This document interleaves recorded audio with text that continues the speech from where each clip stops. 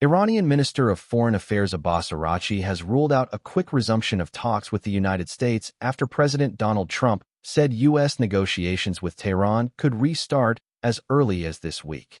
Araghchi's comments on CBS Evening News on Monday came as the foreign ministers of the G7 issued a statement calling for dialogue on a deal to curb Iran's nuclear program. Iran and the U.S. were holding talks on Tehran's nuclear program when Israel launched attacks on Iran's nuclear and military infrastructure.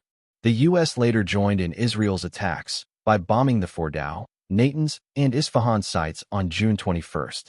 Tehran insists its program is peaceful, but the U.S. and Israel say they want to ensure Iran cannot build a nuclear weapon. Araghchi said negotiations would not start as quickly as Trump had indicated, and that Iran first needs assurances against further attacks.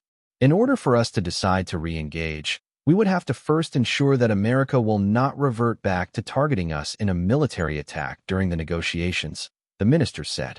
I think with all these considerations, we still need more time, he said, although the doors of diplomacy will never slam shut.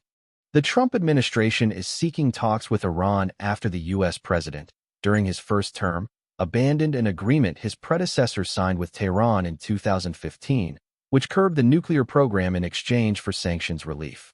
Under that deal, Iran was allowed to enrich uranium below 3.67% purity for fuel used in commercial nuclear power plants. After Trump ditched the deal, Iran responded by producing uranium enriched to 60%, above levels for civilian usage but still below weapons grade. Trump has said the U.S. attacks had obliterated Iran's nuclear sites, and senior officials said it would be almost impossible for the country to resurrect its atomic program. Araghchi pushed back against that assertion, however. One cannot obliterate the technology and science for enrichment through bombings, he told CBS.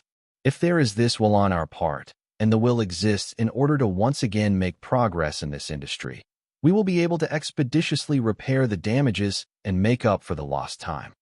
Since the U.S. and Israeli attacks and the ensuing ceasefire, Iran has put on hold its cooperation with the International Atomic Energy Agency, IAEA, due to what Iranian President Masoud Pezeshkian on Monday called to the agency chief's destructive behavior towards the country.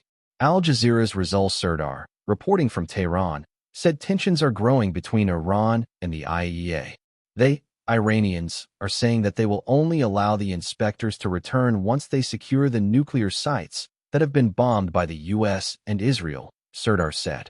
Foreign ministers from the Group of 7 nations, meanwhile, said they supported the ceasefire between Iran and Israel and urged for negotiations between Tehran and Washington to resume.